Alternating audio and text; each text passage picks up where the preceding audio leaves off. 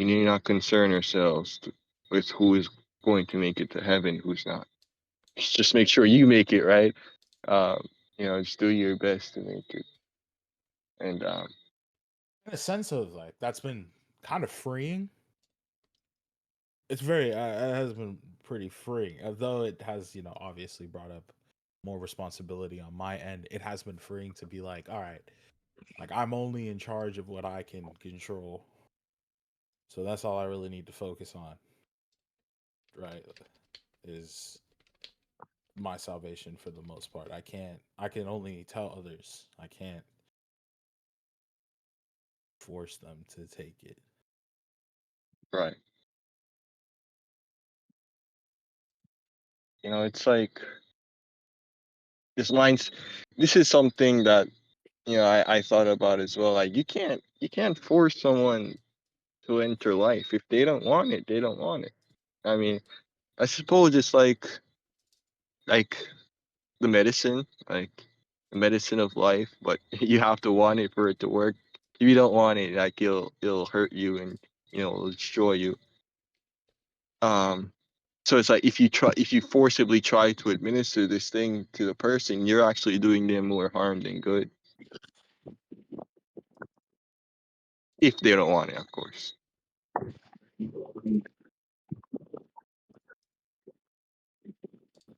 But yeah. So saw you join, Luke. Any words to share? That was a quick conversation, Luke. Did you I listen assume to it it? didn't go too well. Oh, I mean, no, I wasn't in there. yeah, I recorded it. Wait, what happened? It was just the most brainless group of kids I ever encountered.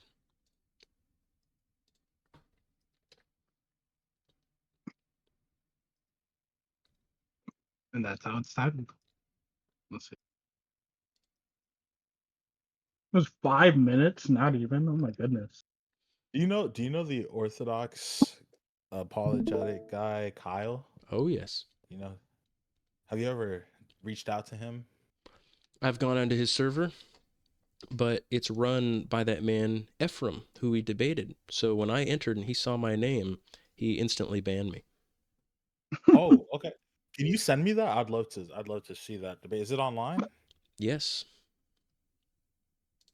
It's Luke, you recorded that call we just had with the Crystal Solar guys. mm-hmm. You Are we recorded watching that? everything. That's so good. Inspired. They're written. Oh no, we're not watching it right now. Oh, that's Isaiah. Yeah, Well, as some Here we- as some backstory for everybody else. One of the guys from that server, Eric, messaged me, and apparently as well Elisha, essentially being like, "Hey, what's up? How you been? Da da da." And I ended up having a short call with him and two others because he added me to a group chat. Essentially, I pretty quickly was like tried to pin down what he held to beliefs wise, specifically in regards to Calvinism and the demon doctrine. He very adamantly still holds the demon doctrine. He's having doubts on Calvinism. And essentially, I was just like, I can't really fellowship and just speak with you casually because in my eyes, you're in heresy. I can't unless we're having a conversation about these beliefs that you hold to. We can't really talk. And he was like, okay, fair enough. And I was like, whenever you're free, we can have that conversation. He was like, sure. So then I messaged Luke about said conversation because I was like, well, I want to be ready, make sure I have my ducks in a row. And apparently, Elisha had also got a message from him and got added to, I assume, the old WNF server. That's what I assume the server was. yeah. And Luke ended up joining to talk to them, and that is how this video of 4 minutes and 55 seconds was born.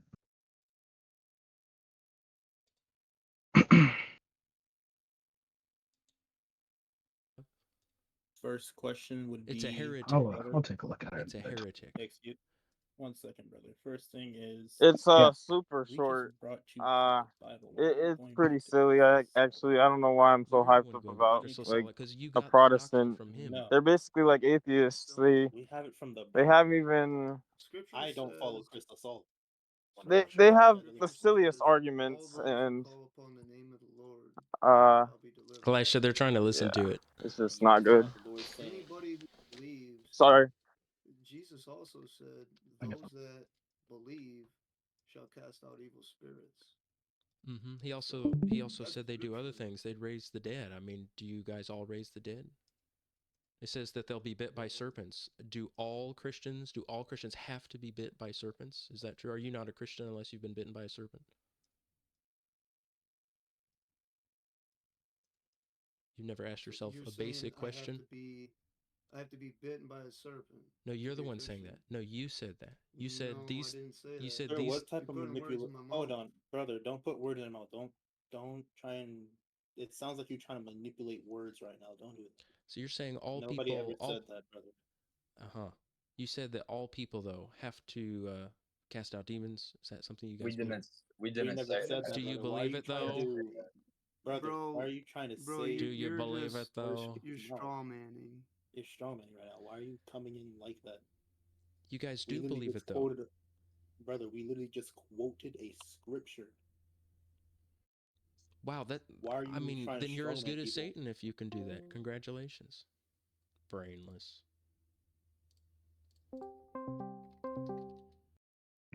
Luke, that was so funny.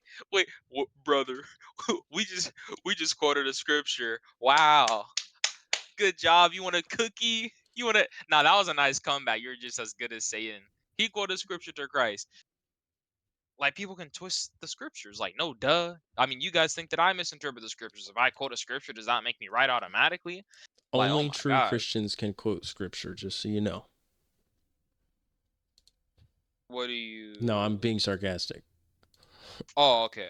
I thought you meant. I was like, Oh, maybe they're he a meant it in joke. the sense I like, I am dealing with lowest possible intelligence here. I have traveled to another planet, stepping foot on a place like that. yeah, crazy. Hell, I should just leave that server. Those guys are. Oh man, I got banned. Oh, good. Ultra low intelligence. Ultra brainless. Man.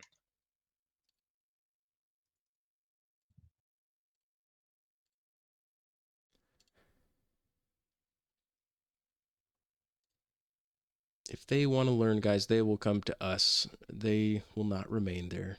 It's one of the most obvious heresies you could ever be in. At the I know. beginning Like, does part, it not? I just asked them, does it bother you guys that no one in history has ever had, no group of Christians has ever had all of Chris's doctrines? Does that bother you? And they say, oh, someone has had them. I said, who? And they said, Jesus. I said, I'm talking about just human beings, Christians. And they say, you don't think Jesus is a human?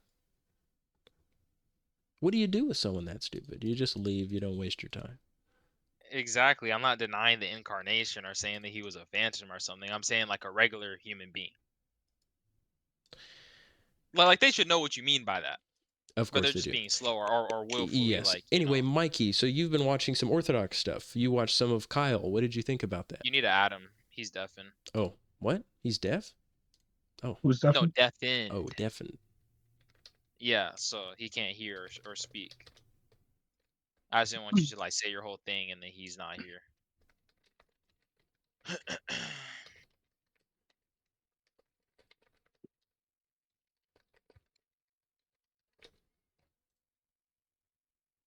Wow, Luke, that's crazy. People would think that we're in a cult when really they're all the ones in a cult. Huh. It's funny how that works. Oh, we still on someday need to go over that Basil quote and then other passages from the fathers saying something similar.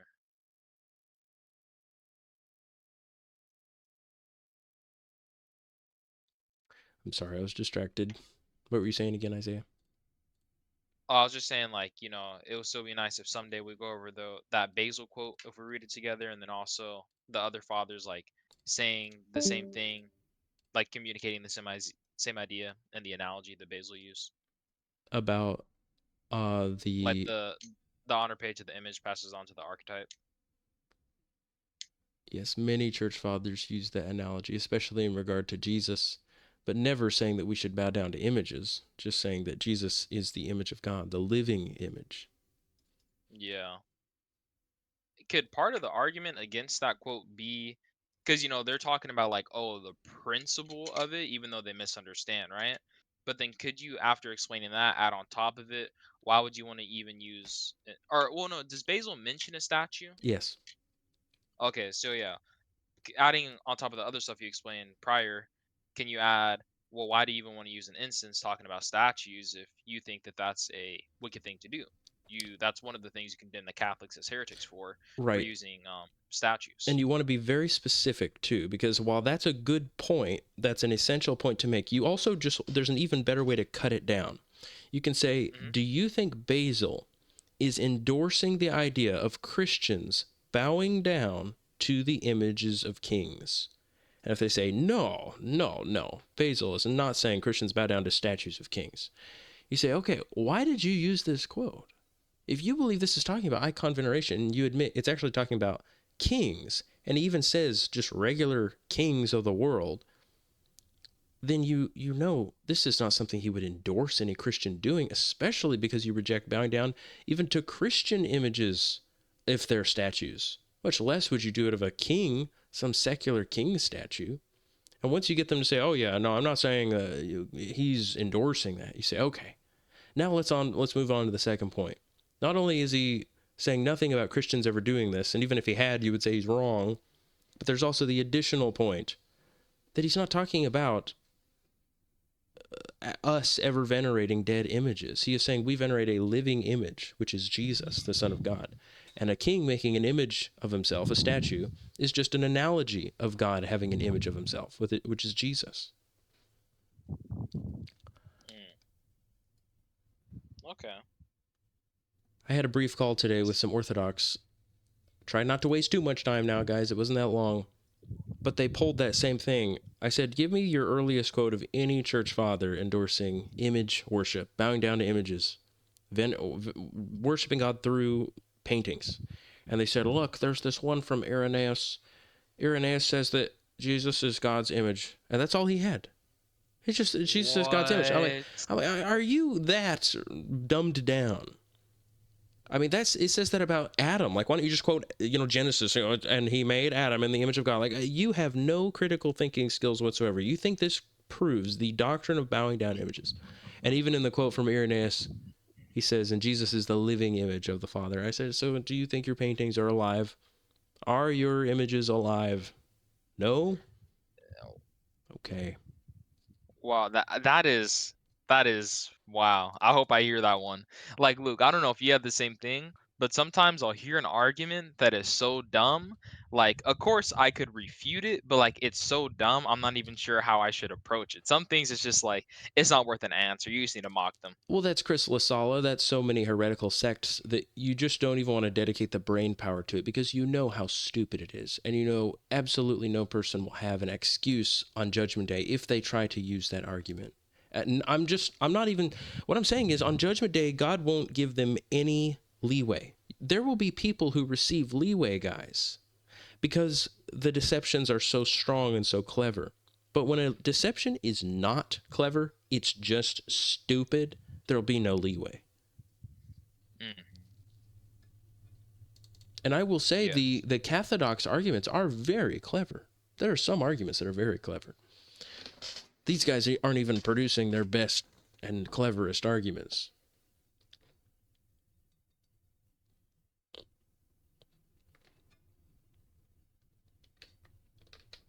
All right, I just listened to it.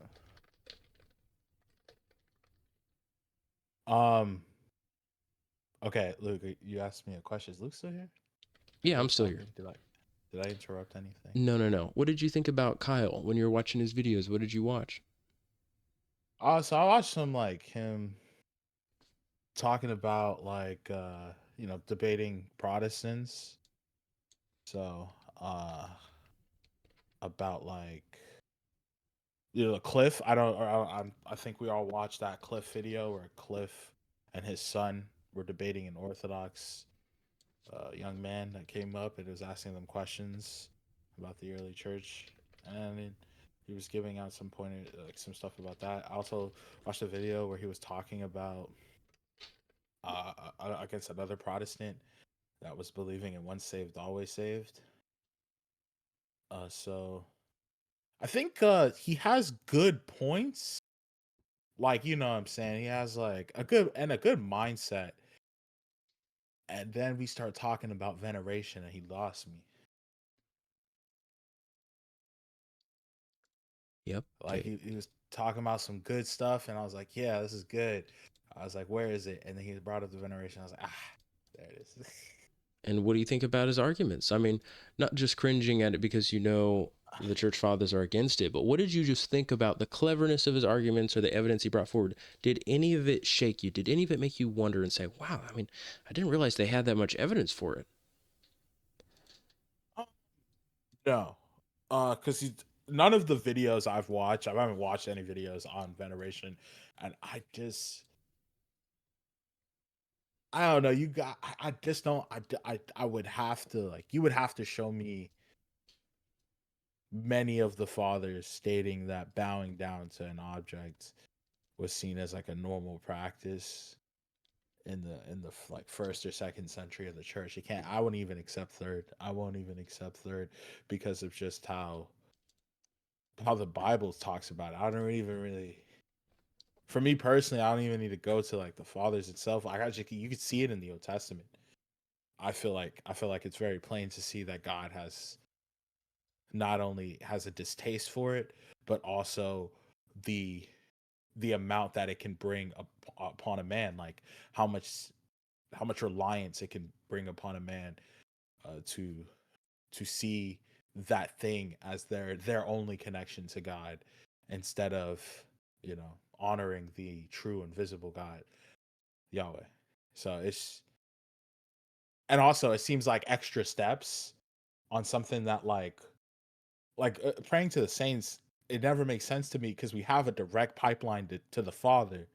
So why am I praying to the saints? Also, why am I calling Mary Mother God? Like I heard there was one point, I'm not gonna lie. Okay, now that we're talking about it, there was one thing that I was like, still didn't. I still don't know, like It was how about to Mary. combat it. Yeah, but it tastes wrong. It just feels wrong. You got to But do one thing at a time, though, Mikey. The image go worship ahead. is a separate subject from praying to saints, because somebody could pray to saints without bowing down to the images, hypothetically. The Catholics don't. They pray to the saints through images. So if you destroy image veneration and burning incense to the images, then they are really not going to pray to the saints as much. But that is a separate thing. And when you're going to debunk somebody, just do one thing at a time and thoroughly crush a false doctrine before moving on to the next. But as for calling Mary the mother of God, we understand in what sense she is the mother of God. Again, this isn't a term that's used very much in the Ante-Nicene church fathers. I think only one church father says it. To my knowledge, it would just be Gregory Thaumaturgus in the late 200s. And he was a disciple of Origen. He's a great guy. He doesn't teach any heresies. He destroys the Catholics in so many ways, and so many things he teaches, even about things he teaches about Mary, because he didn't think Mary was sinless. But he calls her Mother of God, and he doesn't mean that as a way to glorify her, but just to affirm that Jesus is God, and that Mary was his mother. So there was a controversy about this in the early 400s between Cyril of Alexandria and a guy named Nestorius. And the Catholics all say Nestorius was a heretic, but Nestorius was very misunderstood. He was actually very wise in that he pointed out it's a dangerous thing to over-venerate Mary. And he was concerned about this idea. It was actually something specific. They were talking about how many natures Jesus has. They had this big discussion about it, and they ended up connecting to Mary. And he was saying, "Well, I think we should call Mary the mother of Christ, but calling her mother of God could lead to over reverencing her. And Cyril jumped on that. Cyril, his opponent, the Bishop of Alexandria, said, "Oh, so you're saying she's mother of Christ, but not mother of God? You just separated Jesus into two persons. One of them that's human and the other one that's divine. And you're denying that the divine person of Jesus was incarnate in a human body and that they were the same person. You're denying that by saying she's Mary of Christ, but not mother of God." Now, this is a very deceptive and ridiculous argument, because all that Nestorius meant is that she is his mother according to the flesh, but not according to his divinity, his divine essence. And we hear Paul use the same terminology in the New Testament when he says, even we have fathers. He says, even our fathers according to the flesh. He makes that distinction, according to the flesh, because there are spiritual fathers and earthly fathers. There are many scriptures that talk about this, that you have a spiritual father, like Paul says, I begot you. He's not talking about physically, he's talking about spiritually. And that's all Nestorius is pointing out. He was just being careful not to over-venerate Mary. And he even admitted, I know that Jesus is God, and I know that Jesus was his earthly mother, so she was the mother of Jesus, who is God. She was the mother of God, but I just don't want to attach these kinds of titles to her, he said. And he was right. Look at what happened. So, yeah, she is mother of God. We know that she is the mother of Jesus Christ, but only his mother according to the flesh, as Paul would say. The argument that he gave, it was like a really quick one because they were just talking about it quick. I brought up all that stuff, not necessarily because he was talking about it, more so because this is my stance on it. But he did bring up this argument about that Mary, they call her the mother of God because of a Jewish tradition that if a king was established, they would. Yeah, he said that. I didn't know that, so that kind of, it didn't stump me. I was just like, that's a little tidbit. All right, let me go over it with you, Mikey. How many queens are there at a time? If there's a king of Israel, how many queens are there? In Israel? Mm-hmm. I don't know. Like when King Solomon was there, he's king, and Bathsheba was queen. How many other queens were there? Do you know? How many other Israelite queens? Well, there were 0. Yeah, okay. I thought it was a trick question. No, I mean, she is the queen of Israel, and she was his mother. Now, I would say if Mary represents, if this queen represents Mary, I'd ask these people, aren't you missing somebody? Isn't there another queen? And they say, I'm not sure who you're talking about. I say, isn't there supposed to be another important queen here? I'll give you a few seconds to think about it anymore. And they'll say, I don't know. Who are you talking about? And I'll say, the church? Isn't the church Christ's bride? Isn't she the queen? If he's the king and she's his bride, doesn't that make her the queen? And they'd say, maybe. They'd say there are 2 queens. The church fathers frequently call the church the queen. The church fathers say that the woman in Revelation 12, who has the crown on her head, is the church.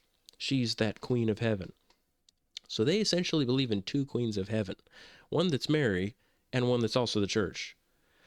They're so confused, guys. It's so pathetic. But Solomon's wife represents, or his mother, the queen mother, represents the church. Because Jesus came out of the Jews. He came out of Israel. He came out of them, according to the flesh. So that's why she is anterior to him, because the church existed prior to Christ's incarnation. There's a lot of symbolism in that. But there is one queen, guys. It's the church. And it's not that all the women in the Old Testament who have so many similarities to Mary are prophecies of Mary. I mean, certainly there are prophetic types in the Old Testament that Mary fulfills, but even Mary herself is a prophetic type, along with all those others, of the church. Mary is a symbol of the church. In fact, she's the perfect picture of the church. She's like the ultimate one, because she actually bore Jesus inside of her, and Jesus grew inside of her up to maturity. That's a symbol of the church, because the church also conceives Jesus, just like in Revelation. And Christ grows in her up to maturity. and she nourishes him, and yeah, she feeds him. She keeps him alive, you know. In that sense, there's a spiritual metaphor of Mary being like the church. But all the people in the Old Testament also symbolize all the women, you know, such as Eve. She symbolizes the church. And somebody will say, she's so similar to Mary. Well, Mary is a prophetic type of the church. They're not types of Mary, but they, along with Mary, are all types of the church. That's why there's similarities. And here's your best thing to bring up with these people. You say, I see. So they're actually types of Mary, and they'll say, yeah, I mean, look at the Old Testament. You got Moses, and then remember who watches over over Moses? It was his sister, Miriam. By the way, in the Greek and the Hebrew, the name Miriam is the same as Mary. So it's just Mary. Mary watched over Moses. And they say, ha ha, it's Mary. It's a symbol of Mary. And we say, of course, it's a prophetic type, but even that is a symbol of the church. And we'd say it's the Jewish synagogue. You've got Jewish synagogue, and then you've got New Testament church, which is Pharaoh's daughter that takes him in because the Jews rejected him. All of this is symbolic. It's not just Mary. If you say it's Mary specifically and not the synagogue, then what do you do once you get to the point where, you guys remember, Mary and Jesus' brother, Aaron, they murmured against Moses. They took a problem with him because of the wife that he took. Moses took an Ethiopian wife, a black wife. What does this symbolize? Miriam and his brothers. Can you guys remember a time when this happened? Remember, your mother and Right. your brothers are here. They're Yeah. upset. You know, you've lost your mind going after all these crowds of sinners. Yes. I mean, while it is true, that is a fulfillment. I mean, ultimately, the symbol of Mary is just a symbol of the synagogue. Jesus has taken the Gentiles, the sinful Gentiles, the so-called Ethiopian. You know, she's got black skin, which is symbolic of, oh, she's not righteous, she's not pure. And they take issue and they say, you've taken an Ethiopian wife. And what happens to Miriam, Moses' sister? She's struck with leprosy. She's struck with whiteness. That's kind of funny, actually, because leprosy makes you white. But anyway, she's struck with leprosy. I mean, if they want to say that that symbolizes Mary, I'll say, what do you do with that then? Are you saying Mary sinned? Ultimately, this is about the synagogue, but what's so ironic, it's the Jewish synagogue being angry at Jesus for taking on the sinful Gentiles. But what's funny is that this actually did even happen in the New Testament, specifically with Mary. This is one of Mary's sins, according to the church fathers, that she murmured against Jesus along with his brothers. Aaron murmured against Jesus and said he's lost his mind. Remember they said that they were going to seize him. Some translations say he's going to take custody. So yeah, they're in trouble. I saw you use that in one of the debates online with the Orthodox what are the debates. Yes, so I'm not denying the connection and the parallels with Mary, but you've just got to understand Mary is also a type of the synagogue, the Jewish synagogue, the Jewish church. Yeah, they're quick to say that. They're quick to use that. And I look forward to it. What you guys will realize once you reach higher levels of knowledge from studying the fathers is you'll realize every piece of evidence that they bring forward is actually an evidence against them that you can use. You can use it so powerfully against them that they will never use it again. They'll stop using that. That goes for all their quotes about image veneration. I love it when they bring up quotes about image veneration. I look forward to it because they're actually the same quotes I'm going to bring up. They just cut to the chase for me. I do want to see debate Kyle or something. You want to see that happen, but He's just a I think boy. Luke, he's just a boy. That's hilarious. yeah, I've seen this comment in your comment section for a while now. I mean, I don't know how I would go about answering this question. I mean, he posted some quotes of like, oh, um, the fathers talk about, like, we take the bones of the dead, and we have birthday honors for them. Do you know what those birthday honors are? Is it just like, oh, we have like a feast for them? He says, well, as birthday honors. But yes, he says that Oh, on as the birthday honors. yeah, he doesn't say we actually celebrate birthdays. He just says that on the days of their deaths, of their martyrdoms, that we have a celebration in commemoration of their martyrdom. So they're saying, yes, this person was epic. We remember their martyrdom, we remember their endurance, and this is the day. And so they would have a feast or something. They would at least have the Eucharist, and they would, Right, they probably bless that person, and that was that. right. Because I know, like with Apollonius, when he with the other martyrs as well, and they'll say, "This is the day he wrangled with the beast or the devil and carried off the crown according to the calends."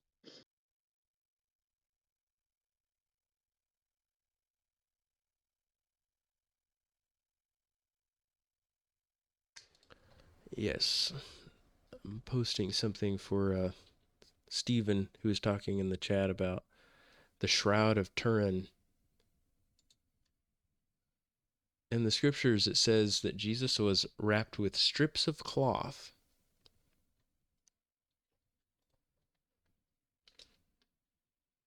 He was This not. shroud of Turin, what is it? Yes.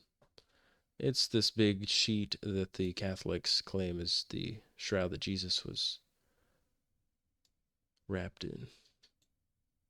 Right. So like how It's fake. just a sheet, just a sheet. It's a big sheet, but the scriptures say Jesus was actually wrapped in strips of cloth, which is the way all of them were wrapped. Lazarus was also wrapped. He was bound up with a long strip, a bunch of strips that wrapped all around his body. They actually oftentimes translate this word as bandage. It's a thin little strip. And there are a bunch of them. It says that Peter and John found the strips all lying in a pile. It wasn't one big sheet that wrapped around his body. Right. Right.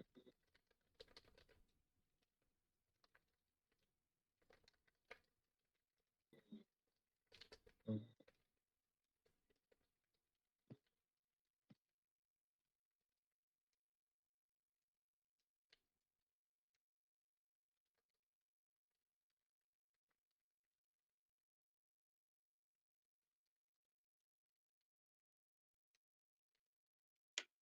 Hey, Luke. Mm-hmm. Actually, matter of fact, I'm sorry I said something already, but I'm not gonna ask my question. It's something like important, but I realize it's not like since it's not important, like there's no point in asking. So, but I already said something, so it's like, oh, you're finna say something and then not say your question. So I apologize. I should have thought about it more, before I unmute it. But what I will say is thank you for showing us how to refute that, the thing that Orthodox Kyle was saying. And yeah, that's such a good one. Like, oh, okay, well, if all these women are a type of Mary, I mean, that's not true. They're all a type of the church, Mary included, but her, chiefly. And what does it mean when Miriam or Mary in the Greek and the did this? Is that saying that Mary sinned? But it's talking about the Jewish synagogue. But still, Mary did commit that very same sin with her and her brothers when you explain the whole thing. But some more apologetics. That's nice. Yes. Hey, Nolan is here. Nolan, speak. Luke, did you look through any of that book that I translated, those discourses? No, I looked at it a long time ago when somebody else posted it, but I liked the part about the milk. Oh, you had already. I thought you said that somebody had only translated 5 parts. So those parts that I No, did no. Oh, I'm translated. sorry. I thought you were talking about the Justin Martyr thing. You're talking about the No. huge thing. Here I thought. So I didn't need to translate any of that? Well, only the 5 books were translated. Oh, you're talking about Justin now. You're saying Justin, you didn't know No, that had I'm already been talking about translated? Cyril. I don't know where Justin came in. I've only been talking about Cyril. No, the part you No, I'm translated talking. had never been translated. Oh, cool. All right. Yeah, it's 11, 12, and 13. Those three discourses on the priesthood. Oh, very nice. Very nice.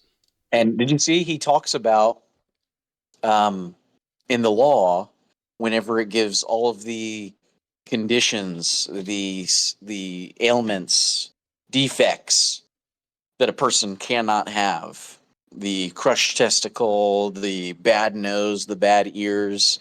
He goes into all of that. It's pretty cool. That's very cool.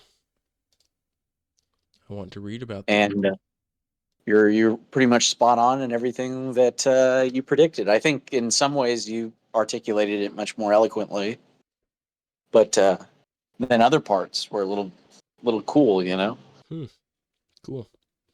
This is nice. So 11 through Yes. 13. You did 11, 12, and 13.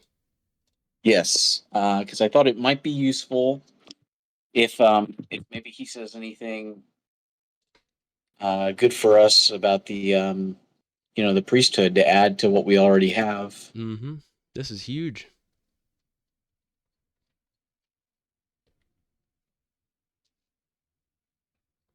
Nice He translation. I like how he simple talks it is. a great deal about the how pure these people have to be. You know, Mhm. it's a very high standard that he sets for the priesthood. I don't understand. Like, how does what subject does this pertain to?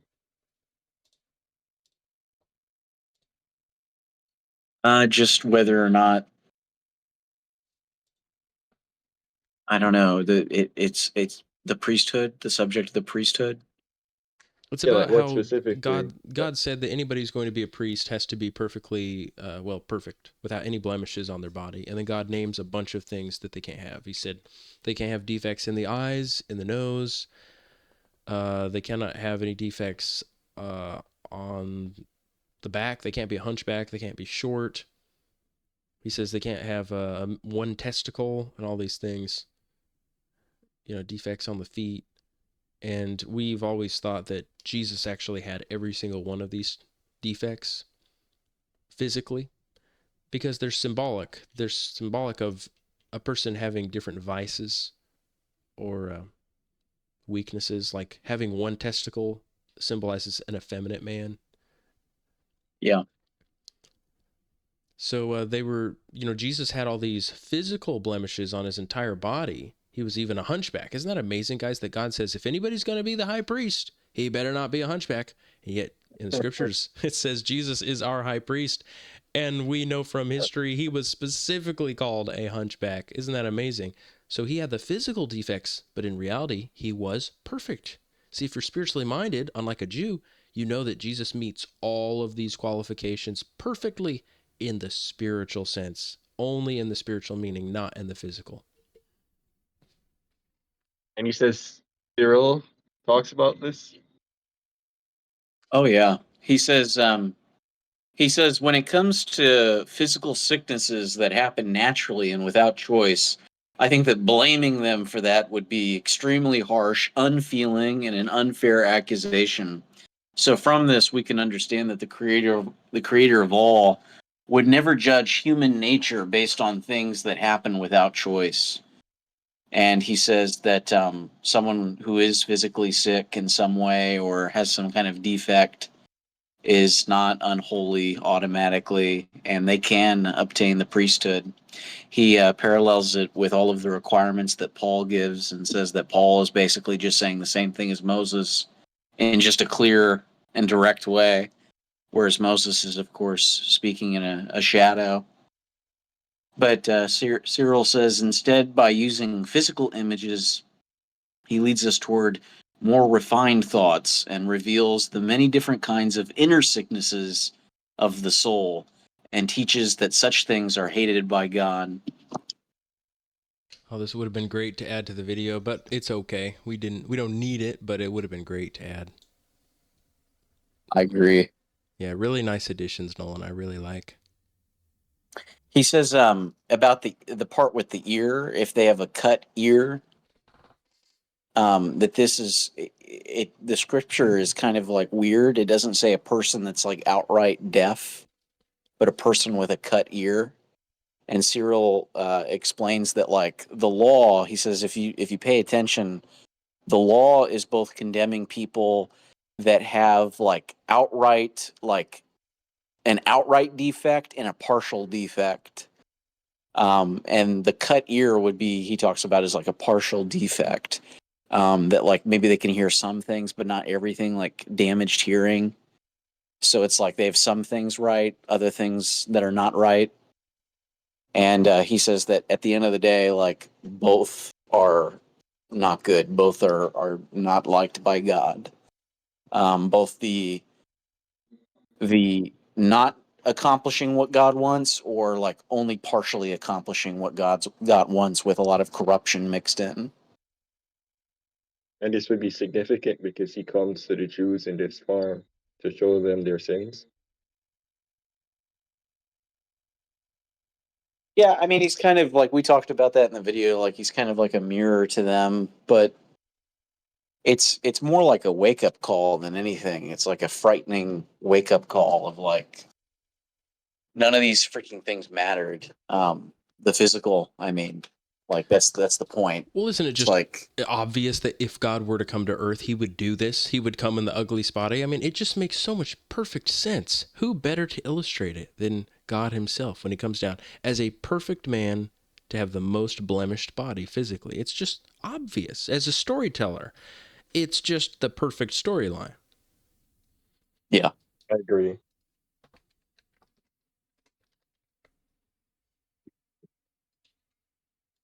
That's some good stuff. So this video, it's already been recorded. What's that? What video? The video that you were referring to, that you should add this in the video. What video? No, he already made it. It's the one about Jesus' appearance. Oh, It's Oh yeah, I good. made that video a while ago. It's good enough. The no, I video watched it. I watched it a couple of times. the video is good. I've added stuff to like the article. If I ever have like a little thing that I ever want to add, I just put it in the article. And that is good to do. I was thinking about something. I don't know if Nolan. I don't know if you remember, but Aramis brought up an idea that you guys should talk about the like dangers of just watching any old video on YouTube. And you did say that that's more suitable for his channel. But like actually watching both of your channels, I think that would be a perfect idea for your channel. And I think that like with everything, from the race situation and everything, just talking about like you've already spoken about what like Aramis already spoke about why like reading the Bible is bad on his channel. Like reading the Bible without the context of the fathers is bad and it could be dangerous. And I know on your channel, you guys have spoken of why like why church fathers. I think you guys do a couple of reactionary channels or like reactionary type stuff where you combat like the smart Christian, and what was the other one? Craig Trulia, David Erhan, David Brousseau. David Brousseau is what I was going to say, but yeah, multiple options there as well. I think in just like the popular ones, like if you guys can find some of the popular people, like the go-to people that people like go to, maybe like Jay Jay Dyer, Dyer, like Orthodox Kyle's, Kyle, Sam yeah, Shimon, Sam Shimon, yeah, it's like he's a heavy hitter. Cliff Kinchell. Well, that's more If like you Protestant. I mean, they're waiting to release the floodgates though. They already got that stuff planned. okay, Yeah, okay, yeah, yeah. Everybody like Jay Dyer, like you said, and the others. Yeah, for sure. I think it will definitely be going after them at some point. What was that video again, Mikey? That Aramis was talking about. He did. He recommended some type of video. it was just a type of video. I think he was just recommending like that you guys should like go on YouTube and like talk about the dangers of just like listening to anybody out there and show with examples of like, oh, like this YouTube video, right? Like we just opened up YouTube, and this is the first YouTube video here. Boom, we watch it, and then you could break down some of the heresies that they're standing on business on, and then you could give reasons of why, like this is why of the like just show the importance of like how dangerous it is just to like be on the internet and just accept whatever is being told to you. Like a good one would probably be the Stewart guy, Cliff. Cliff Kinchell. That name sounds vaguely familiar. I don't He's the know. guy that The goes to guy. school. He goes to Yeah, schools he be at the with colleges. sons. He has a son, Stuart Kinchell. It was the one dude, I forget his name, but he was on like, I believe he's Oriental Orthodox, because he and Agan seem to like be like chill with each other. But he was just talking about the Eucharist and how it, is necessary for salvation, and there is that real presence in the Eucharist. It's not merely symbolic. And then like that went viral about some months ago. In my opinion, Cliff is no longer a friend. Or he never been a friend. Can't take that guy seriously. I Fine, know he's dude. yeah, I know. I be watching him, bro. He be so funny. I'm like, oh, this dude. I used to listen to some of his stuff though, to be honest. But that's back when I was young and dumb. Well, anyway, yeah. The way that you frame it, Mikey, I think that's not a bad idea. But probably be more if we did do something like that on the channel, be maybe a little bit more broad. Just like basic principles of things like things to avoid. From what I remember, Aramis was more so recommending making a video about like how to spend time on YouTube, and that's why I told him that I think that would be a better, because his channel is brotherly advice. It's advice from brother. So whereas ours is more like this channel, it's his as well. But my point is that it's more like source oriented, like representing what the fathers say about a given subject. But you guys are also like, lack of a better term, like attacking and like, like trying to show people like the reason why. And I thought that's why I was thinking about it today of like that would be so good for you guys. Because especially I've watched a couple of the videos that you guys just released, like that Kurt video. That was a great video. It was a really good video. I learned a lot from it, and that's like a big thing The that's what going video? on I'm right. sorry. The Kurt video. You were going off in that video a little bit. I ain't gonna lie, but like, it was a great Oh, video. Charlie Kirk. Yeah, Charlie Kurt. Yes. Oh yeah. Um, I honestly like forgot about that video, to tell you the truth. But those are Yeah. those are good videos.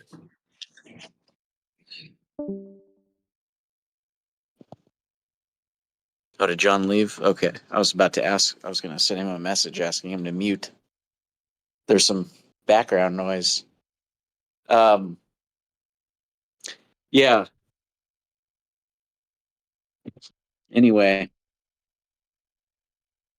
And the reason I gravitate so much to that is because I do watch like just a bunch of just I just like hearing out the other side sometimes, and I know when I was like not into here, and I didn't know what I know now about the church history. You can be easily swayed. They sound good. They sound good if you don't know what to listen for. They sound good. A lot of people sound like they know what they're talking about.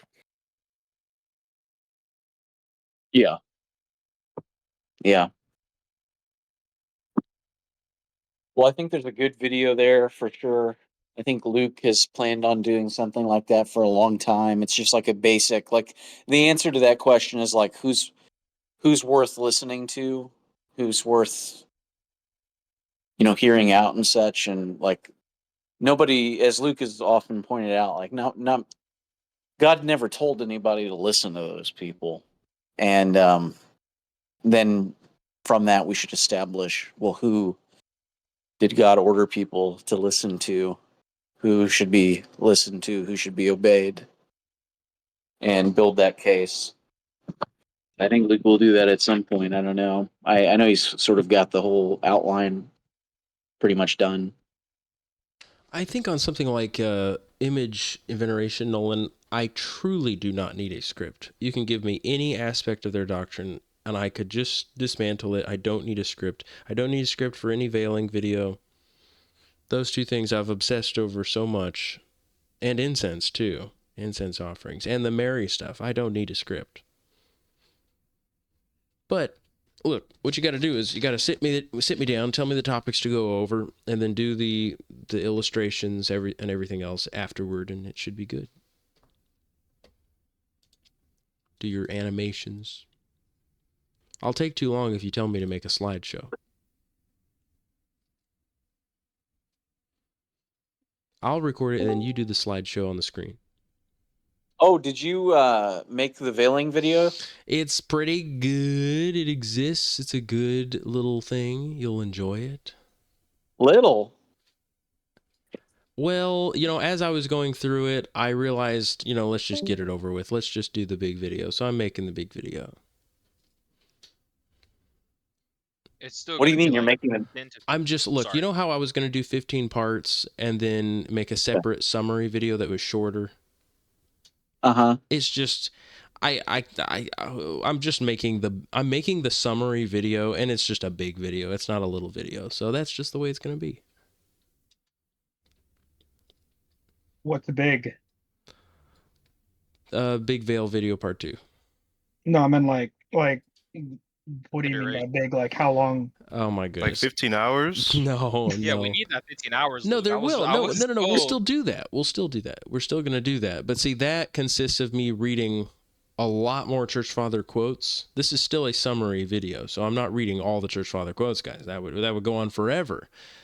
But it will have all of the short quotes from. Well, it'll have a good chunky bit of Church Fathers just generally describing it, because that seems to be enough to convince guys. A lot of people are convinced just from reading the short quotes, and then we'll read the Greek quotes. And we'll read the Jewish quotes, and yeah. Well, look, if that's the case, that you're gonna wait, longer to give us the 10 to 15-hour one, how we've been waiting on, then shouldn't we? I mean, you can do whatever you're gonna do, but like if that's the case, we already have that in the first Veil video, no? No, the first Veil video is lacking a lot of things. I'll tell you all the things it's lacking. It's lacking a ton of quotes from the Church Fathers. Tons and tons. That first video did not have the killer quotes that we've got from so many more Church Fathers. For instance, it didn't have any Irenaeus. It didn't have some of the killer quotes from Hippolytus. Who else? It was missing a few pre-Nicene. But yeah, the Hippolytus and the Irenaeus were both lacking. Those are two important ones, very early.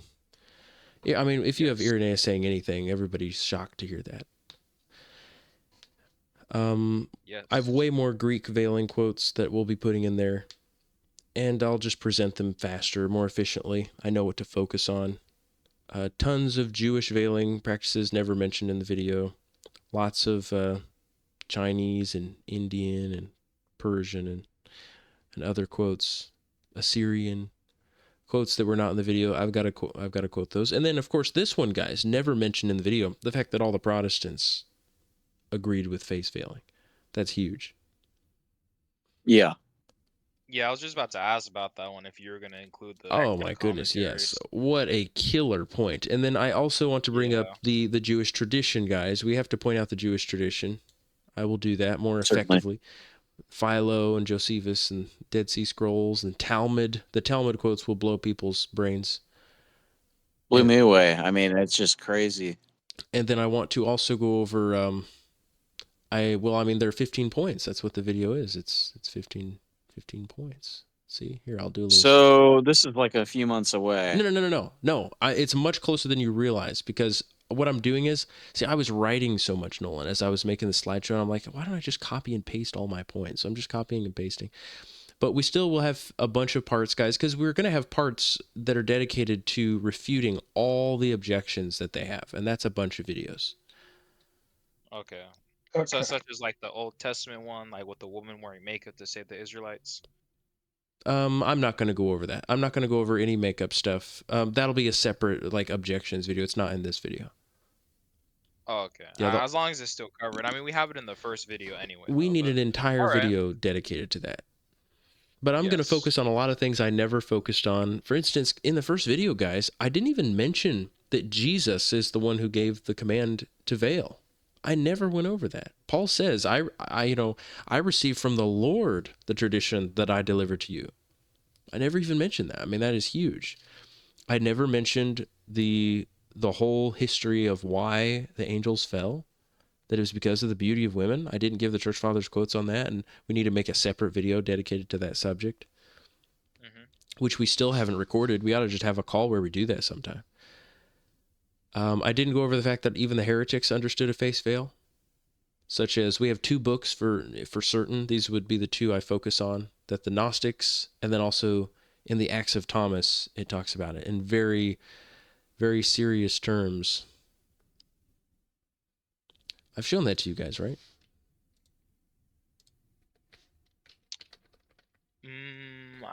Maybe I wasn't there for it, but I don't remember you talking about the heretics also face veiling, like going into depth about it. But I imagine that they did too, because it was just a common custom. Well, like in the section where I go over my brain. Irenaeus and Tertullian both talk about the Gnostics, and when they're talking about face veiling, they're also talking about Gnostics doing it, and they're actually quoting the Gnostic belief about female modesty and veiling, and that it's a veil for the face. Both Tertullian and Irenaeus do that. Then we've got this separate book called Acts of Thomas, and this is made by a group called the Encratites, who our man, what is his name? Tatian, the Syrian. They say he joined this group. And they were a little Gnostic themselves, but nevertheless, here you go. I mean, in Acts of Thomas, it's a very old book. I wrote in the 2nd century book, the Acts of Thomas, a vision of hell is presented, depicting many different groups of people being tormented for committing all the sins we're familiar with, such as adultery, slander, theft. But added among them is one of the less frequently mentioned sins: women who neglected to veil themselves in public. So it's very much like Dante's Inferno, which of course was composed many centuries later, but there are books like this before that book was ever composed. So here's Thomas. He says, he took me into another pit, and I stooped and looked and saw mire and worms welling up. And he just says he sees souls being tormented for various things they did. Souls of women who forsook their husbands and committed adultery with others. They're brought into torment here. And he says, I look in another ones, I see people hanging, some by the tongue, some by the hair, some by the hands, and some head downward by the feet, and tormented with smoke and brimstone. Concerning whom that man that was with me answered me, the souls which are hanged by the tongue are slanderers, and them that uttered lying and shameful words and were not ashamed. And they that are hung by the hair are shameless ones, which went about in the world with heads uncovered. Now, if that were the only quote, it'd still be quite a quote that Christians back then, or whoever wrote this book, the Acts of Thomas, considered that to be such a massive sin alongside adultery and slander, that they say going about in public with heads uncovered, that is deserving of a great punishment in hell. That's a shocking thing.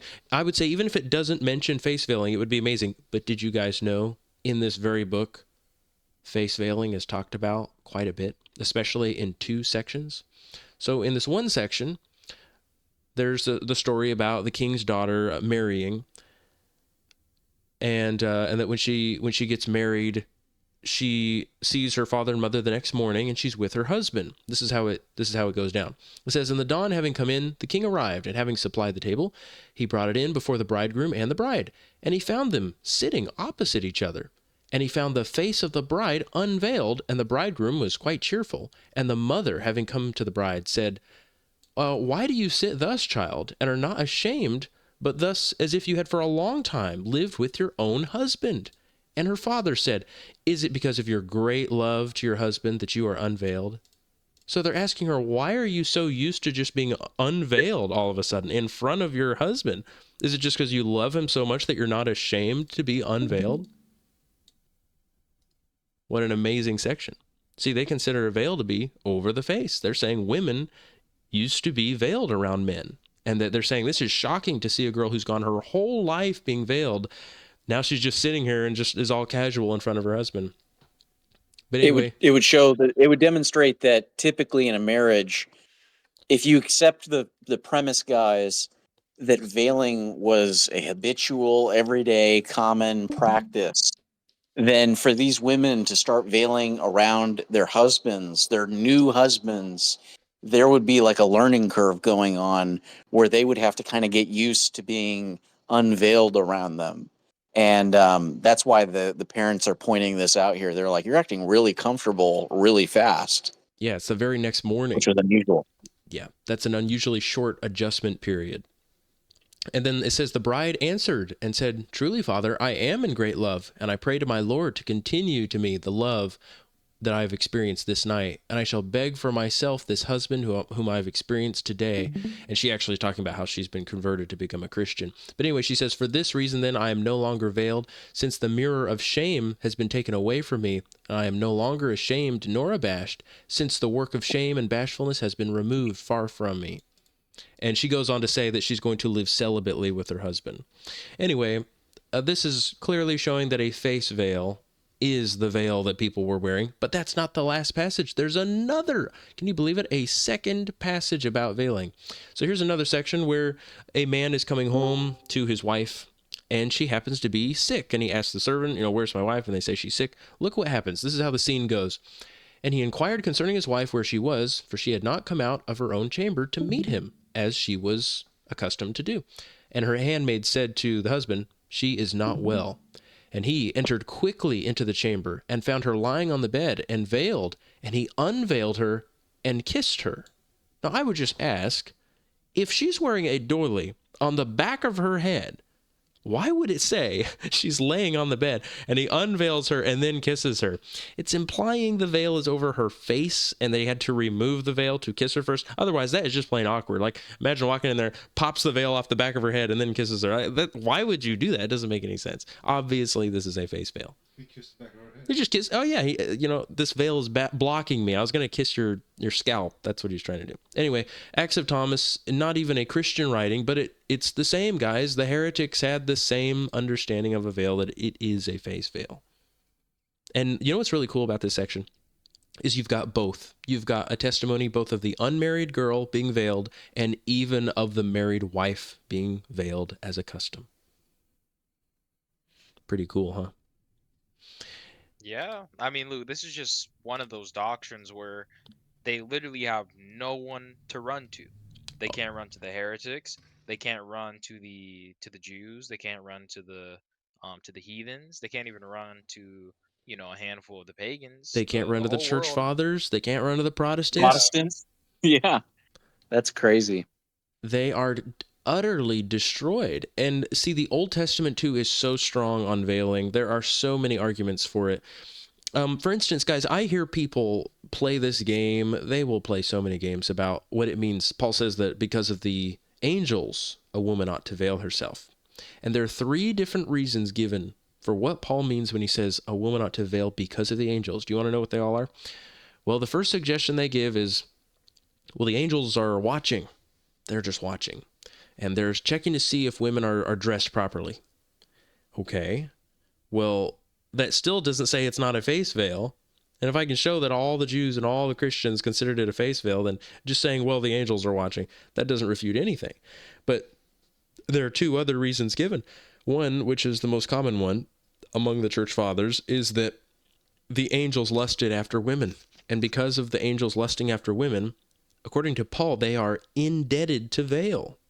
Paul uses that word. Yeah. A woman is indebted to veil because of the angels. Nobody translates it that way, but he uses the word a debt that you have to pay back.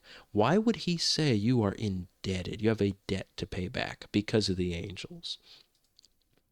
Well, because they did something a long time ago that caused one of the worst, most cataclysmic events ever that actually led to the destruction of the world. The fallen angels, the angels marrying with women. So that is clearly about the beauty of women. That is obviously about face veiling. Who would ever suggest that it's about doilies on the back of their head? Kill me. And then there's the third one, guys. I've heard this one. They say, well, when he says because of the angels, it's actually referencing the angels in heaven Remember, it says that the seraphim, they veil themselves in God's presence. That's what it's talking about. And if somebody wants to say that, I say that is fine, because it says in Isaiah, it says that they veil themselves, they veil their face and their feet in God's presence. So that's fine if they want to say that. If you're going to say a woman ought to veil because of the angels, like it says here in Isaiah, I saw the Lord sitting on a high and exalted throne, and the house was full of his glory, and seraphim stood around him. Each had 6 wings, and with 2 they covered their face, and with 2 they covered their feet, and with 2 they flew. All right, well, that still is a face veil. So no matter what, it's almost like you can pick anything. It's still going to be a face veil, whether it's the angels, or if you're saying, well, it's because that's what the angels do in heaven, you are going to end up at the same conclusion. There's much to say about this, the 15 reasons that I've listed. Another one that I did not put in the big veil video, which I need to, is this one. Kind of an unusual or strange argument, but important, because husband and wife represent Christ and the church. So I would just say to any person, I'd say, is Christ's wife veiled? And if they say, I don't think Jesus' wife is veiled, I'd say, okay, do you accept that in the Old Testament, all the wives of the patriarchs symbolized Christ's wife? Do you accept that? Because, all throughout the Bible, you've got like Solomon talking to his wife.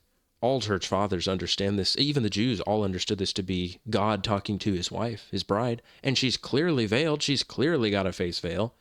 So that's Jesus' wife being veiled. You've also got Jesus speaking to the daughter of Babylon, where he says, take off your veil. And he says, Theristron, it's a face veil. Everybody knows it.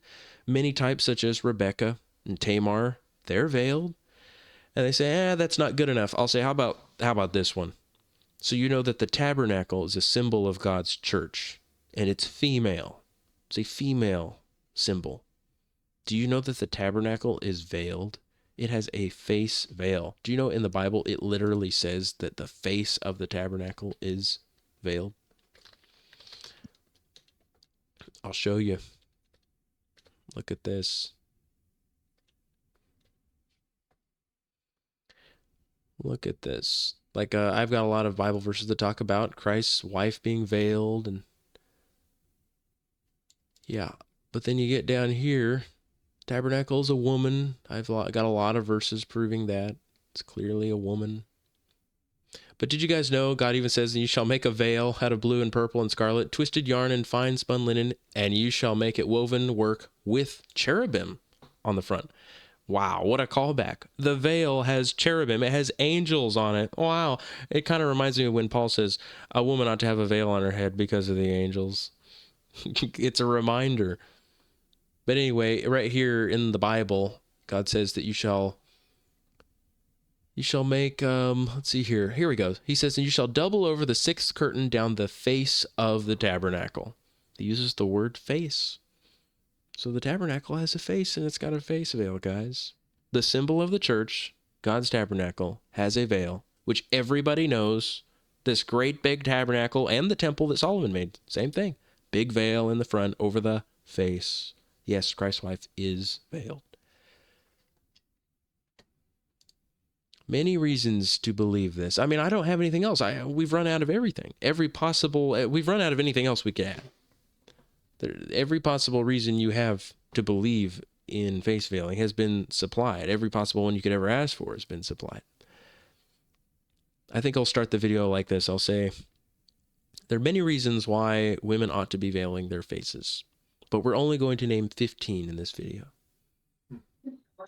No, I wonder if you should make this into like a, I don't know, maybe like a documentary style video, because there is no one who talks about this. Absolutely no one.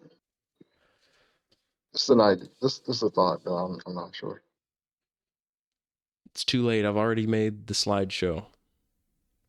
Maybe if the AI gets really powerful in a year or two, I can say, make me a documentary style thing, and it'll just put it all together. I can direct it verbally. Oh.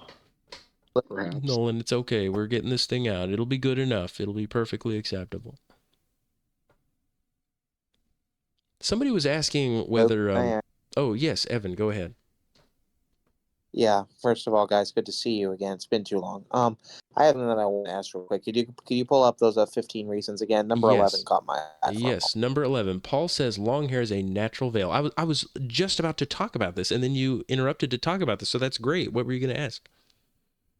I was actually gonna say I've heard this two different ways. I've actually heard some people say that long hair for a woman, and when long hair I mean at least shoulder length, is a veil. But I've heard other people say that even if a woman has long hair, she should still veil it anyway when she's out in public or if she's in prayer. Can you elaborate on that, please? I want It's to know both. what's right and what's. It's both. It's both. Yes, it's both. The short answer, and Luke can elaborate on this, but the short answer that Paul's basically saying is that the hair is a biological covering. And so the fathers would say that if a woman, and this was not just the fathers also, but just people did this back then, that if the woman didn't have a like a cloth covering, she would make use of her hair to cover her face. The significance of calling a hair a biological like covering is not arbitrary. We're not just saying, oh, if she has long hair, that's good enough. That's like what modern people say, but they don't really have like a reason for why it's good enough. They just say it is. But the reason that we say no, it actually is good enough is because it has the potential to be drawn down in front of the face, to be pulled in front Oh, if it's long enough.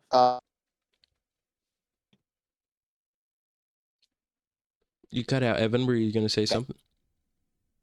I was just say that makes sense. Yes, the hair is a natural veil. Let me read you what Paul says. He says, for if a woman will not veil herself, then she should cut off her hair. But if it's disgraceful for a woman to be shorn or shaven, let her cover herself. Let her veil herself. He says, a man should not cover himself because he's the image and glory of God, but woman is the glory of man. For this reason, a woman ought to have a veil on her head because of the angels. And then he says, judge for yourselves. Is it proper for a woman to pray to God uncovered? Doesn't nature itself teach you that for a woman to have long hair, he says long hair, not just hair, but long hair. For a man to have long hair is a shame to him, but if a woman has long hair, it's a glory to her, for her long hair is given to her as a covering. And these two words, peri-balion, peri just means around, and balion means something you throw around. So it means like you take a shawl or a large draping cloth and you throw it around and make it wrap around the head. So it's a throw around. It's not just something that you drape from the top, but a peri-balion, peri just means around. Like think of some words that have the word peri, like you know the word perimeter. Perimeter, if I say, Yes. go check the perimeter, I am telling you to go all the way around the house, And that's what peri-balion, it means wrapping all the way around the head. So her hair is given to her as a peri-balion. So he's saying, yeah, if a woman is not going to put on a veil, she might as well cut off her hair because her hair was given to her as a veil. You get it? It's a natural veil. And that's what the church fathers say. They say things like this. Like John Chrysostom says, it is... Or wait, is this... this is Ambrose. Okay, we have multiple church fathers saying. He says, it is according to nature, since her hair is given to her for a veil, for it is a natural veil. And there can be no doubt that he is all about face veiling. I mean, listen to Ambrose. He says,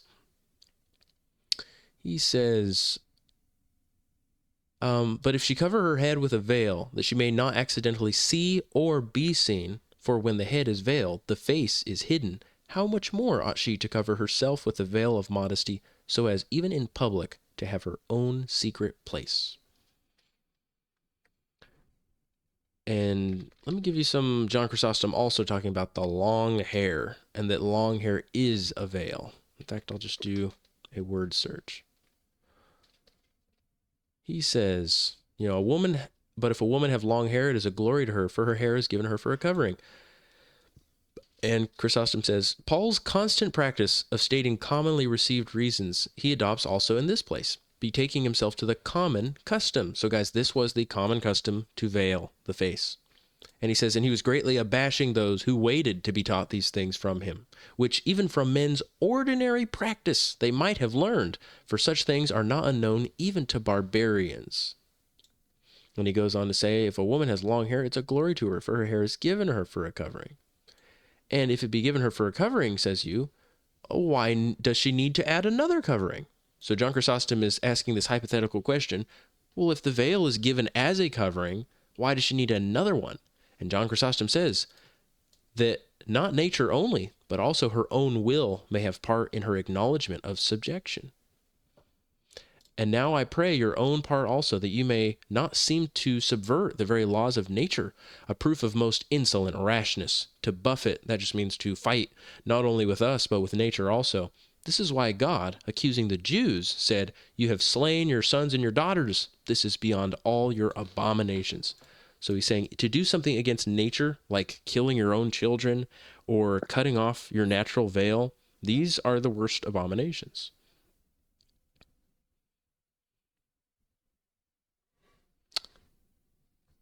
And that's why he also says, and tell me not that the error is but small.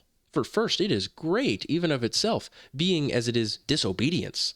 Next, even if it were small, it became great because of the greatness of the things that it is a sign of. However, that it is a great matter is evident from its ministering so effectually to good order among mankind. So notice, Evan, how mankind has fallen apart. The family is in shambles after a few decades of women entering the workforce, men and women getting divorced all the time, women cutting their hair short and wearing pants, and men also becoming effeminate in their manners, wearing perfume all the time and doing up their hair and shaving their beard off.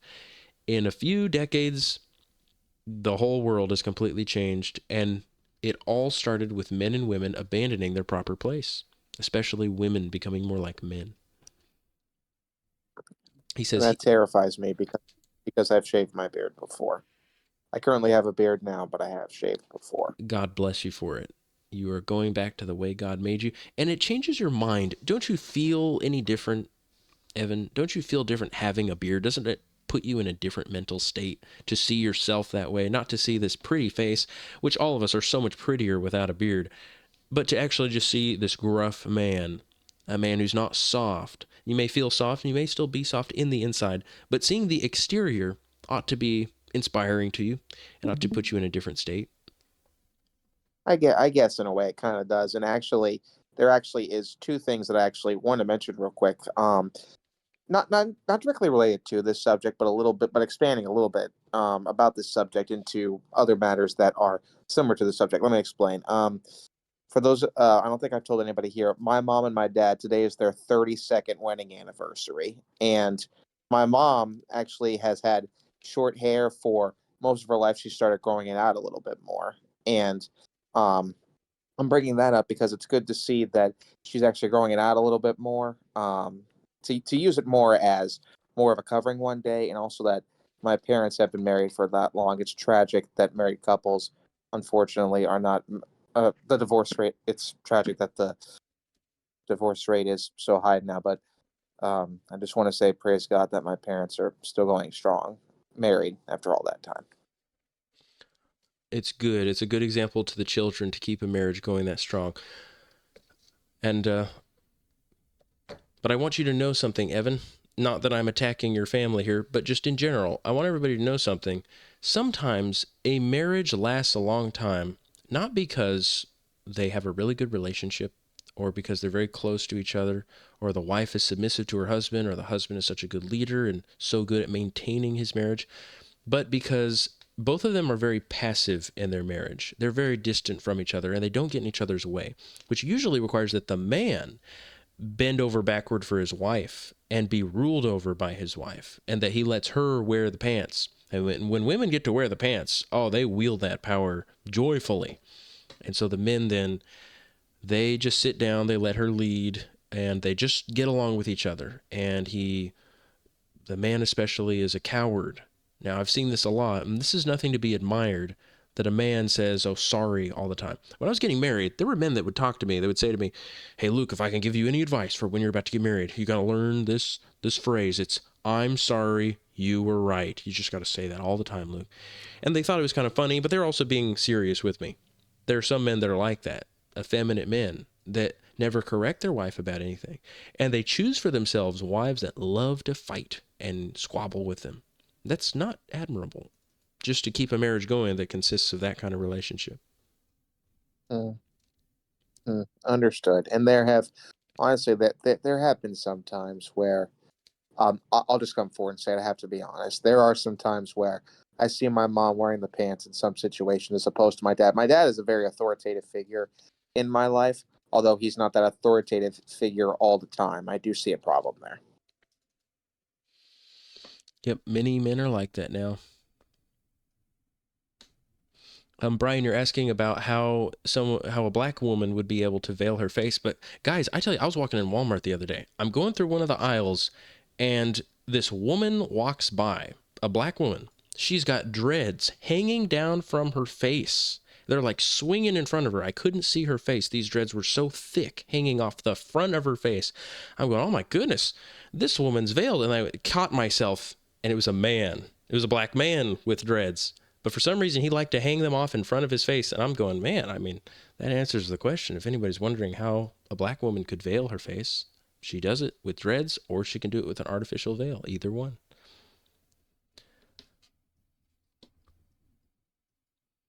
I want to answer the Nazarite question too, because you guys were asking about John the Baptist, and John the Baptist was a Nazarite.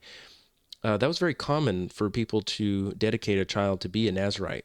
Usually it was the firstborn son. But we know Jesus was not a Nazarite, as he is going around drinking wine, which is forbidden to a Nazarite. If a Nazarite drinks wine, they've broken their vow. But John the Baptist was a Nazarite, and the church fathers say that John the Baptist and, who else was it? James, the brother of the Lord, they were both Nazarites. They say that they both had long hair. But again, guys, you have to understand, it was an embarrassment. It is a shame to them. Don't think they're not being shamed. Do you know what the Nazarite vow symbolizes? Anybody? I have a whole section for the veil video. Why do Nazarites have long hair? Why did God tolerate this? Is this effeminate? Is it a man emasculating himself? Yes, it's the ultimate humiliation, which they were allowed to do in the Old Testament, but are not allowed to do in the New Testament. The church fathers say the post-Nicene church fathers say James was the last one to do this, and that it's forbidden for all others to do it. Also, the earliest accounts of Jesus say that he's bald, just so you guys know. But anyway, the Apostle Paul also did a vow. We know that he didn't cut his hair for a while because of a vow. But this is all the stuff that they did for the Jews, that they continued to do various vows and things. Paul even circumcised Timothy. Paul was sensitive to the Jews and offered a sacrifice so as to keep them from making accusations against him. We know that Peter also, in condescension to the Jews, would not eat with Gentile converts when Jewish Christians were showing up who had weak consciences and were still sensitive about that and thought that it was against the law. But guys, the church fathers say this condescension from Christian leaders only lasted until 70 AD. They say after that, after 70 AD, they didn't do any more of that to try to reach Jewish converts or Jews in general. They said that's done. When God worked it out that the temple would be destroyed, the Jews knew better. They knew that that religion is abolished. God is completely finished with it. If they don't catch the hint by 70 AD, then there's not much else you can do. By the way, Noel, if you want to speak at all, you interrupt me because I love it when you're here and I'm always so sad when you leave.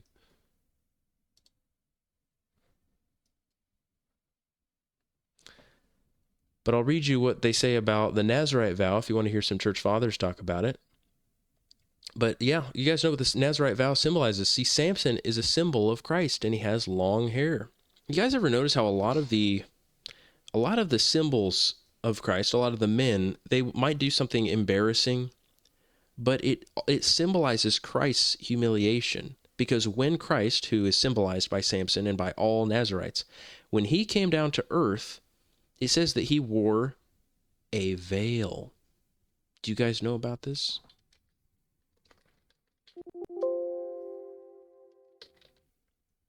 In Hebrews 10:20, Paul says, "Therefore, brethren, since we have confidence to enter the sanctuary by the blood of Jesus, by the new and living way, which he opened for us through the veil, that is, through his flesh, and since we have a great high priest over the house of God, let us draw near with a true heart and full assurance of faith."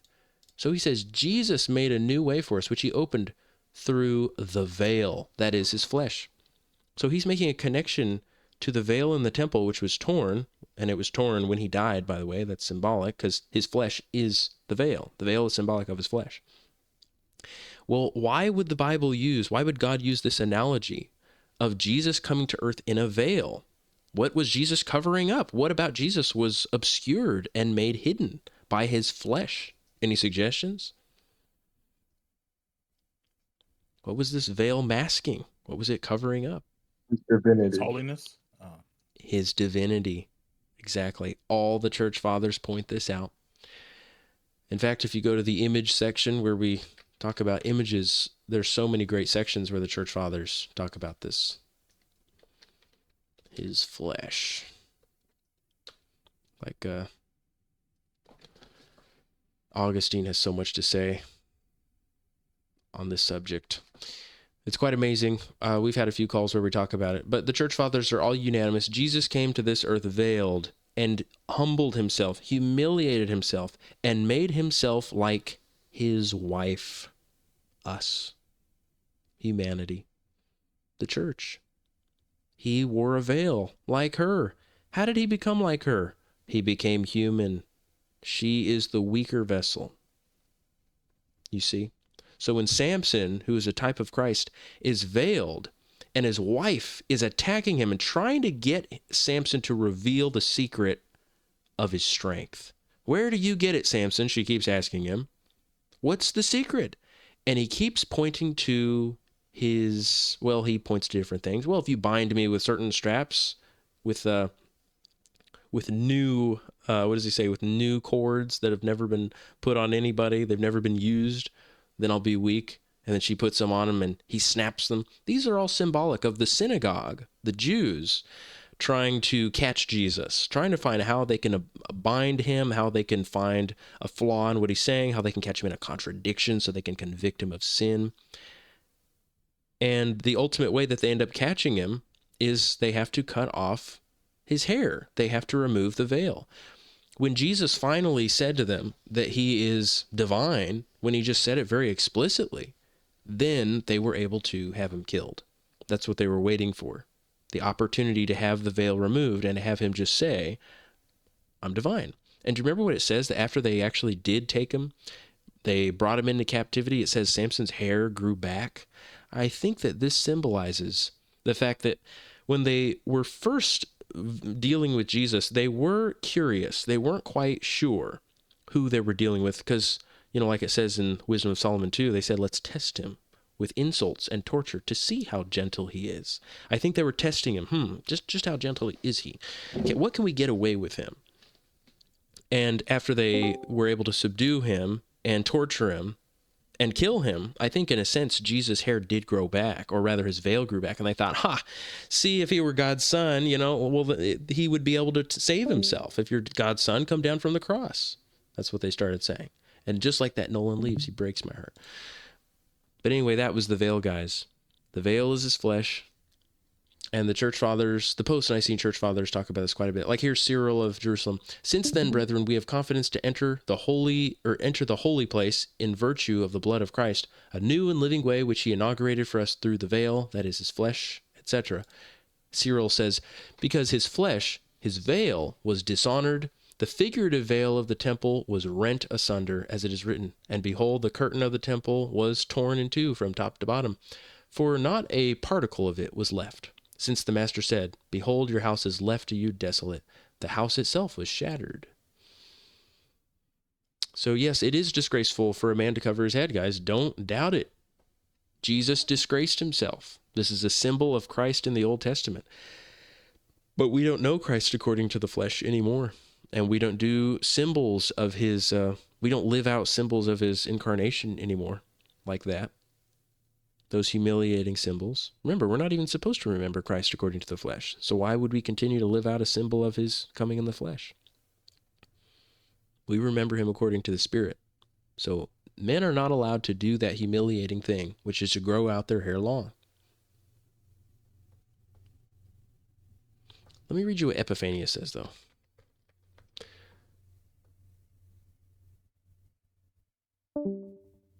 Let me read you what he says. He says some things.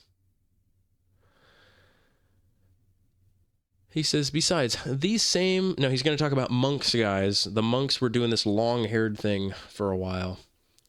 He says, these same esteemed brethren of ours in the monasteries, or as we say, the cloisters of Mesopotamia, have been detected in another form of error, that of deliberately having their hair long, like a woman's, and wearing sackcloth openly. You guys know that if you wear sackcloth, that uncomfortable cloth that makes you itchy, as a form of penance, you're not supposed to do it on the outside.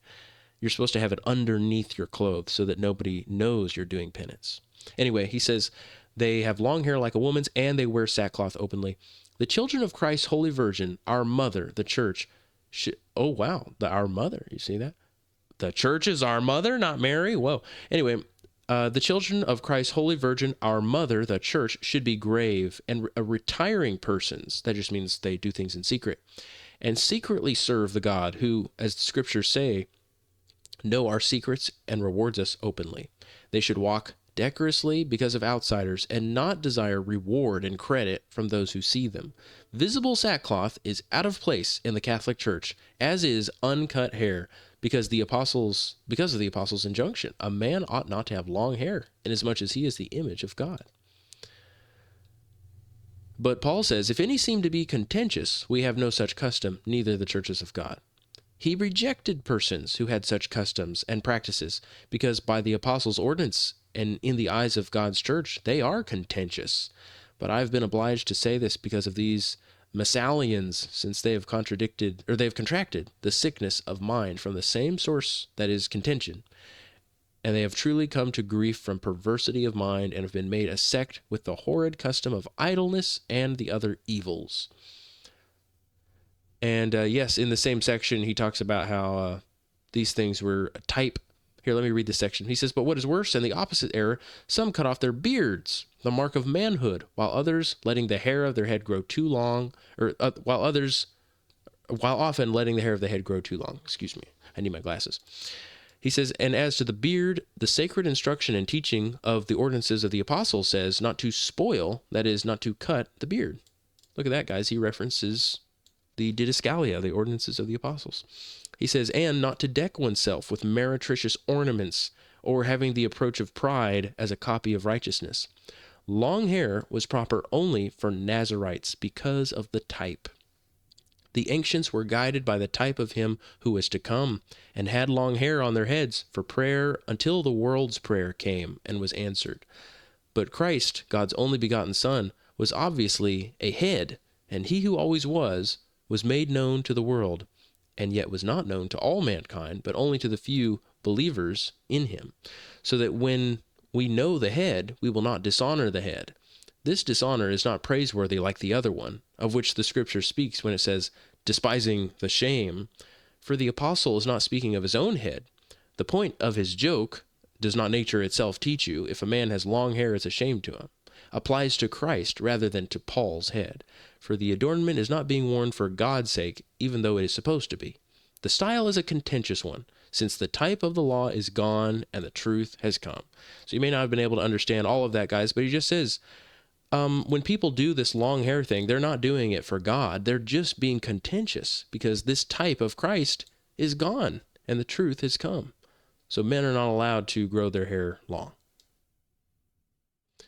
You get it? And that's the testimony of many church fathers. You can't use a type of Christ in the Old Testament, a humiliating thing done by a certain group of people, and say, I'm going to do that in the New Testament, and then act like you aren't being totally humiliated by doing such a thing, and not recognizing the whole church rejected Christians doing that. Now, maybe I've spoken too much.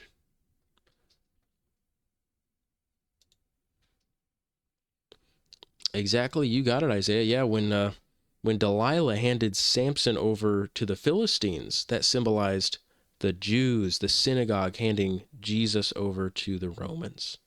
And the Romans had Jesus killed.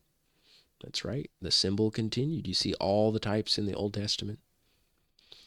And I've pondered often what all those things symbolized, all the different ways that Isaiah's not even here. But yeah, all the different ways that Delilah, Samson's wife, tried to catch him. She did so many strange things.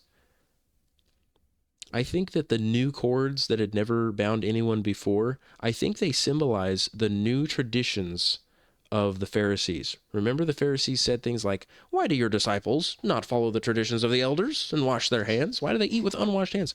I think these are the new cords that have never bound anyone. The new precepts, the new laws that they tried to bind Jesus with, and Jesus snapped them all. And likewise, each of the ways that they tried to bind Samson symbolizes a way that they tried to bind Jesus. Another one was when he says, "If you should put my hair in a loom," he says, "all 7 locks of my hair," because Samson did have big dreads. He said, "If you're to take all 7 of them and put them in a loom," which is a weaver. A loom is something that you weave thread in to make clothes. He said, if you weave it in there and then you pin it with a pin. He says, if you were to take my hair and put it on the weaver's beam and pin it, then I would be weak. What a bizarre thing. Like, imagine, they make movies of this, guys. Samson, hair in the loom. Like, it looks so ridiculous, guys.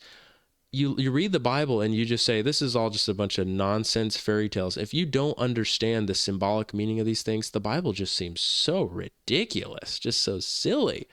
Putting his hair, I mean, can you imagine how silly that must have looked? And Samson is a funny guy, too, to say that. But I think this also refers to his body, because if you understand the hair, the veil symbolizes his body. When was Jesus' body ever put against the weaver's beam and pinned with the loom, the pin of the loom? When did that ever happen? I'll give you another example. David and Goliath. David represents Jesus and Goliath represents the devil. And Satan, the Goliath comes at him and says, it says that he had a spear, and he says it was like a weaver's beam. It's a big, thick spear. So that's another reference to the weaver's beam, which is going to kill Christ. We all know what it symbolizes. We know what it symbolizes, that he was pinned to it. His veil, his hair. Right? Absolutely. It was pinned to the beam. It's interesting that so many of these types they have the wood symbolizing the cross. Yes, the wood, and even being pinned to it. It's just too specific, guys. How can anybody not be a Christian? But it is 11:30 and I should go to bed. But all these points are in the Big Veil video, and I'm sorry it's taken a while, but we'll get it done.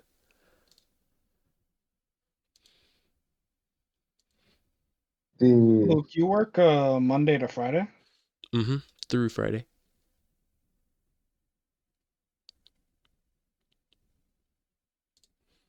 So are you working or are you just doing nothing? Oh, you're funny. You're real funny.